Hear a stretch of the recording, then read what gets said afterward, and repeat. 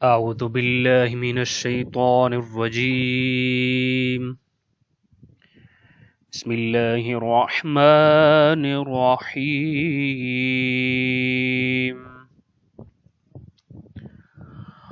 فأتت به قومها تحمله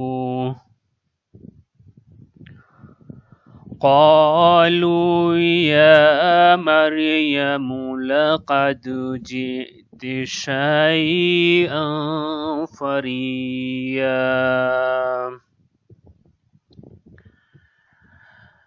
يا أخت هارون ما كان أبوك امرأ سوء وما كانت أمك بغيا.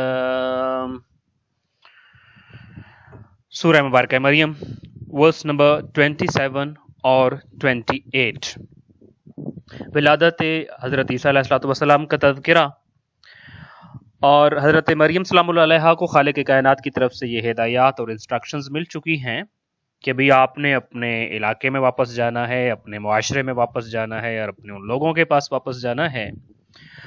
اور جب وہ آپ سے پوچھیں کہ یہ آپ کے پاس بچہ کہاں سے، تو آپ نے کہنا ہے کہ میں نے تو اپنے رب رحمان کے لیے روزہ رکھا ہے اور میں کسی سے بات نہیں کروں گی.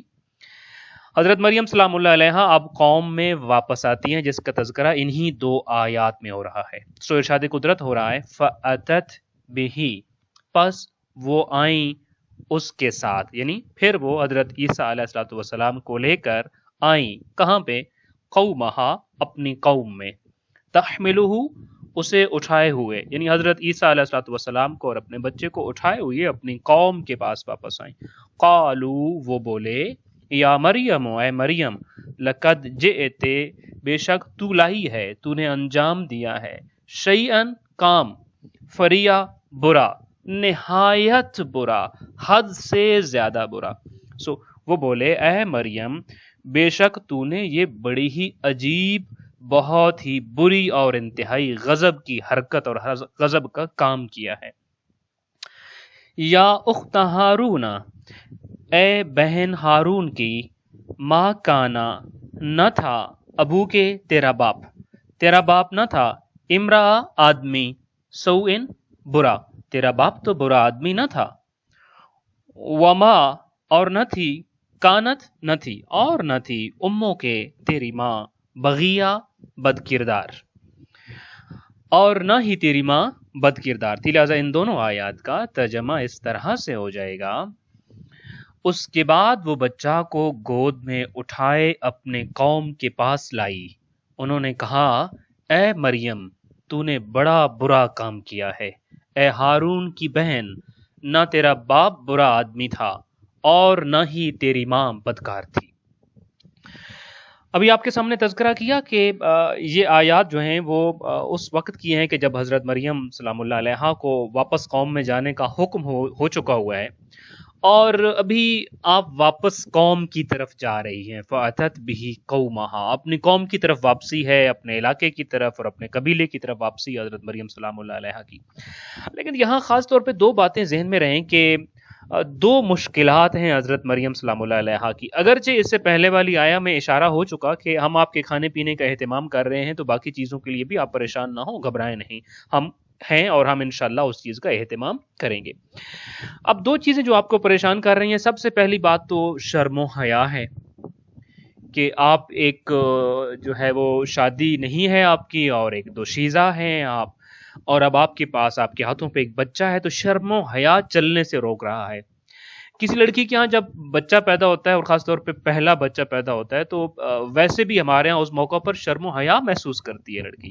یہاں تو بغیر شور کے بچہ ہوا ہے، یہاں بغیر باپ کے ایک بیٹا دنیا میں وجود میں آ رہا ہے، تو ایک شرم و حیا ہے کہ آپ نے ایک بچہ آپ کے پاس ہے اور آپ اپنے قبیلے کے پاس واپس جا رہی ہیں. دوسری چیز جس کا خطرہ تھا اور خدشہ تھا اور جس کا ڈر تھا آپ کہہ لیجیے، وہ یہ تھا کہ چونکہ آپ اپنی قوم کی طرف واپس جا رہی ہیں، فاتت بھی قومہا، قوم کی طرف واپس جا رہی ہیں، تو قوم کی طرف سے آپ کو بد زبانی کا ڈر تھا اور تان و تشنیع کا خوف اور ڈر تھا کہ وہ لوگ اب بری طرح سے پیش آئیں گے اور الزامات لگائیں گے، اور ظاہر ہے قوم اس موقع پہ اچھا پیش نہیں آئے گی۔ یہ دو آپ کو آپ کے ذہن میں خدشات تھے حضرت مریم سلام اللہ علیہا کے ذہن میں، مگر حکم ہو چکا ہے کہ آپ واپس جائیے اور کہیے کہ میں نے خدائے رحمان کی عبادت اور ریاضت کے لیے چپ کا روزہ رکھا ہے۔ اچھا، یہ عموماً یہاں اس طرح کی جب کوئی بات ہوتی ہے تو معاشرے کا ایک رسپانس تو یہ ہوتا ہے کہ ایک تو اتنا بڑا گناہ اور اوپر سے پھر عبادت اور روزہ کی ایکٹنگ یا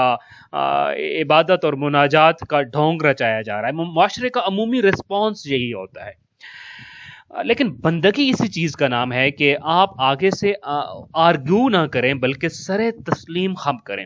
میں اگر سمجھتا ہوں کہ مثال کے طور پہ ہم یہ بات سمجھ رہے ہیں کہ اس طریقے سے حضرت مریم سلام اللہ علیہ کے ہاتھوں میں یہ بچہ ہو اور آپ سے کہا جا رہا ہو کہ جب قوم آپ سے یہ بات کرے گی کہ یہ تو نے کیا کیا، تو کہنا میں تو یہ عبادت و بندگی میں مصروف ہوں، مجھ سے بات مت کیجیے، میں بات نہیں کروں گی، تو ہم شاید ارگو کرتے کہ وہ کہیں گے کہ ایک گناہ اوپر سے عبادت کی ایکٹنگ اور یہ کیا ڈھونگ رچایا ہوا ہے۔ اور اگر یہ کوئی یہ بات کرتا ہے تو میں سمجھتا ہوں بظاہر جو معاشرے کی انڈرسٹینڈنگ اور فیلنگ ہوتی ہیں، وہ اگر یہاں ہم یہ رسپانس دیں کہ دیکھیے جب قوم یہ پوچھے گی کہ تو نے کیا کیا، تو یہ جواب نہیں بنتا، کوئی اور ایسا جواب ہونا چاہیے جس سے وہ فوراً کنونس ہو جائے۔ ہم آگے سے آرگو کر بیٹھتے شاید، یا کوئی شاید سوچے کہ آرگو ہو سکتا ہے یہاں پہ، لیکن یہی بندگی۔ آپ خود دیکھیے حضرت حاجرہ سلام اللہ علیہ کی اگزامپل دیجئے کہ فلسطین سے حضرت ابراہیم علیہ الصلوۃ والسلام نے ماں بیٹا جناب حاجرہ اور اسماعیل کو لیا اور آ کے وہاں چھوڑا جہاں فی واد غیر ذی زرع، قرآن مجید کہتا ہے کچھ بھی نہیں ہے زندگی کے لیے، کچھ بھی نہیں سوائے ہوا کے، نہ پانی نہ کھانا نہ بندہ بشر، کوئی بھی نہیں ہے۔ اب واپس جانے لگے، حکم خدا ہے کہ آپ واپس چلے جائیے۔ حضرت حاجرہ کے سرپرست بھی ہیں اور حضرت حاجرہ اور ان کا بیٹا حضرت ابراہیم کی ذمہ داری ہے۔ جب آپ نے بتایا اپنی شریکہ حیات کو کہ حکم خدا سے میں آپ کو یہاں چھوڑنے آیا ہوں اور واپس جانے کی اجازت مانگی، تو حضرت حاجرہ نے یہ نہیں کہا کہ میں تو آپ کی ذمہ داری ہوں اور یہ بچہ اور اس کے سرپرست تو آپ ہیں، میرے پاس یہاں کون اس بے آب و گیا میں میرے ہمراہ ہوگا، اور پھر ہماری ضروریات ہیں، کھانا ہے، پینا ہے، زندگی ہے نا، آخر کہاں سے چلے گی ہماری زندگی اور کیسے چھوڑ کے جا سکتے ہیں آپ ہمیں اس جہاں صحرا میں اور جہاں زندگی کا کوئی سبب بھی موجود نہیں ہے۔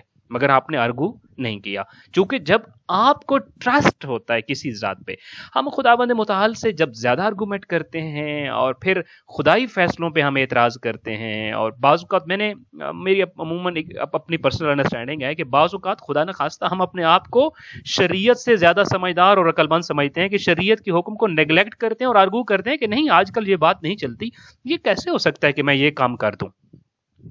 یعنی شریعت کیا ہے؟ اللہ کا حکم ہے نا، حکم خدا کو آرگو صرف نہیں کرتے بلکہ ہم یہ سمجھتے ہیں کہ ہماری انڈرسٹینڈنگ اب شریعت سے بھی زیادہ اچھی اور زیادہ اوپر چلی گئی ہے۔ شریعت یعنی حکم خدا، نعوذ باللہ من ذالک۔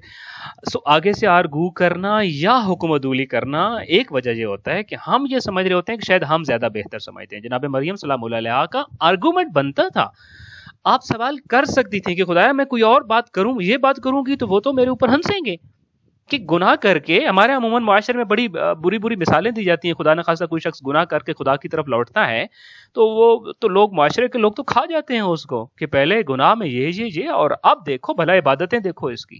مگر آپ نے آرگو نہیں کیا۔ اس سے ہمیں جو بات سمجھنی ہے وہ یہ ہے کہ ہم نے بندگی کا ڈھنگ اور بندگی کا انداز یہی ہے کہ جب حکم خدا آ گیا، سب آرگومنٹ، سب دلیلیں ختم، اب اس پہ عمل ہونا چاہیے، جیسا کہ حضرت مریم سلام اللہ علیہ کرتی ہیں۔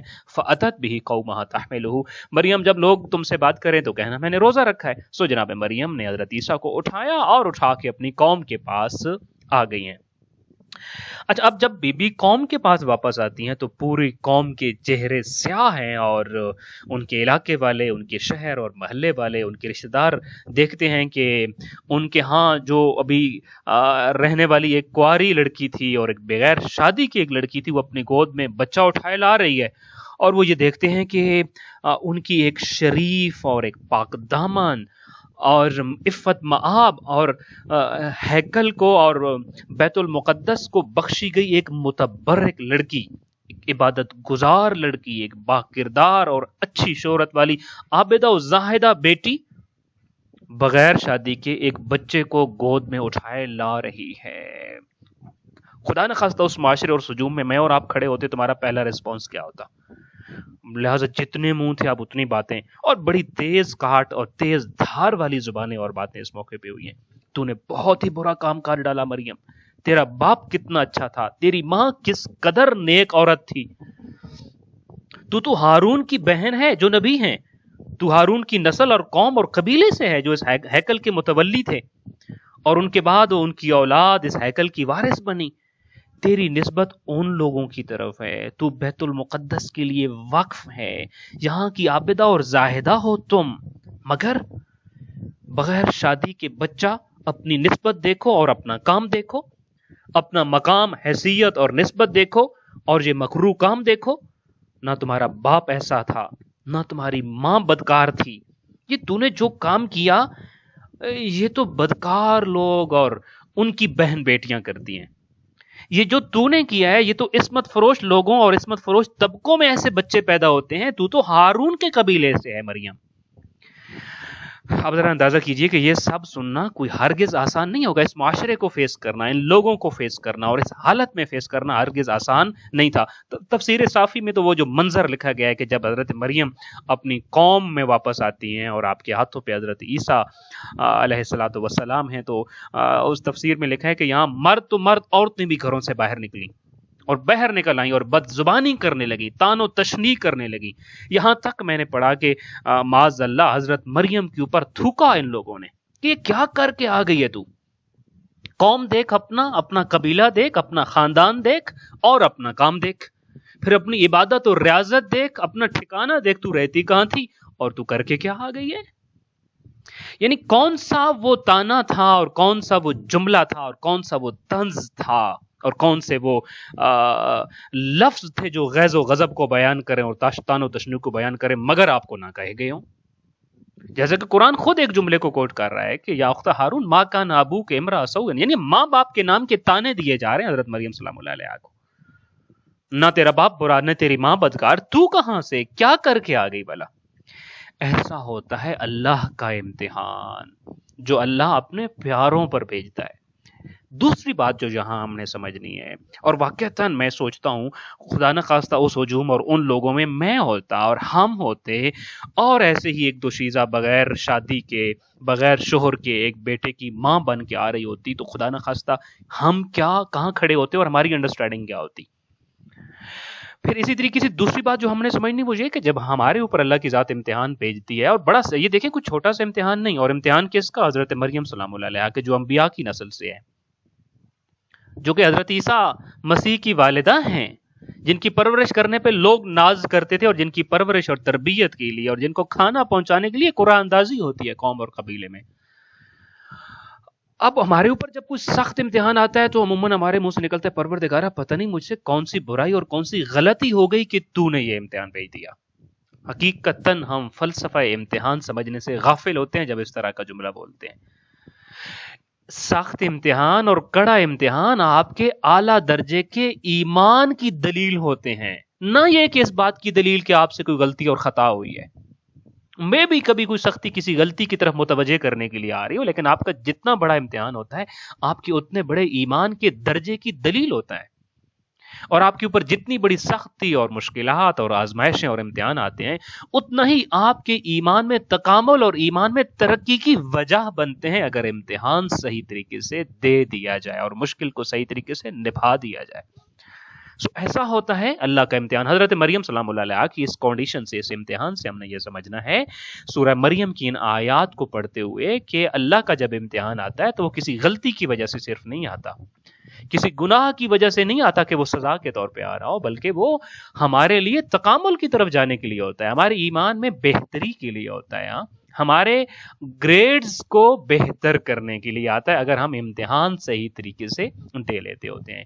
دوسرا یہ ہے کہ معاشرے میں بہت ساری ہونے والی چیزیں جو ہماری سمجھ میں نہیں آتی، ہمیں ضرور سوچنا چاہیے کہ خدا نہ خواستہ اس معاشرے میں ہم کھڑے ہوتے اور ہمیں سمجھ نہ آتا کہ یہ بچہ ایک دوشیزہ، ایک کنواری لڑکی کے ہاتھوں میں کیسے ہو سکتا ہے، تو نہ جانے خدا نہ خواستہ ہم ان کاٹ رکھنے والی اور تیز دھار رکھنے والی زبان والے لوگوں میں شامل تو کہیں نہ ہو جاتے جہاں میری اور آپ کی انڈرسٹینڈنگ کہیں رک جاتی ہے. ہمیں ضرور سوچنا چاہیے کہیں ایسا تو نہیں جو آؤٹ آف دا وے کچھ ہو رہا اور خالق کائنات اس کے پس منظر میں کچھ بیان کر رہا ہو. اور تیسری عام چیز جو یہاں پہ یہ ہے کہ جو ہم نے آج کی اس آیت سے سیکھنی ہے کہ آداب بندگی کیا ہے. جب خالق کائنات کی طرف سے امتحان ہے تو پھر سوال نہیں کہ یہ کیسا امتحان ہے, پھر آرگومنٹ نہیں ہے کہ اس چیز کو تو ایسے معاشرہ ایکسیپٹ نہیں کرے گا, ایسے تو زندگی کے قانون اور اصول میں یہ بات نہیں آئے گی. یہ آرگومنٹ, یہ دلیل, یہ متبادل نہیں پیش کیا جاتا میدان عشق میں. عشق کے میدان میں تو کود جایا جاتا ہے, عشق کے میدان میں تو چھلانگ لگا دی جاتی ہے. لہذا عشق پروردگار اور بندگی پروردگار میں آرگومنٹ نہیں ہوتا, سوال نہیں ہوتا آگے سے, بلکہ جو امتحان ہوتا ہے اس امتحان میں سرخ روح ہونے کی دعا اور پھر کوشش کے ساتھ اویلیبل تمام سورسز اور وسائل کے ساتھ انسان اپنے امتحان کی تیاری کرتے ہے, اور پھر امتحان کی تیاری کرنے کے بعد اس امتحان میں کامیابی کے مراحل کی طرف انشاءاللہ تعالیٰ بڑھتا ہے. سو دعا ہے خالق کائنات ہمیں اپنی زندگی میں آنے والے تمام امتحانات, تمام آزمائشوں میں, تمام مشکلات میں, تمام امتحانات میں اس نقطے کی طرف متوجہ رہنے کی توفیق عطا فرمائے کہ یہ امتحان ہمارے ایمان میں بہتری کا سبب بن سکتا ہے, اور انشاءاللہ تعالیٰ ہر امتحان میں ہمیں سرخرو فرمائے اور ہر امتحان اور ہر آزمائش کے بعد ہمارے ایمان کے تکامل کو مزید بلندتر فرمائے. السلام علیکم ورحمۃ اللہ وبرکاتہ.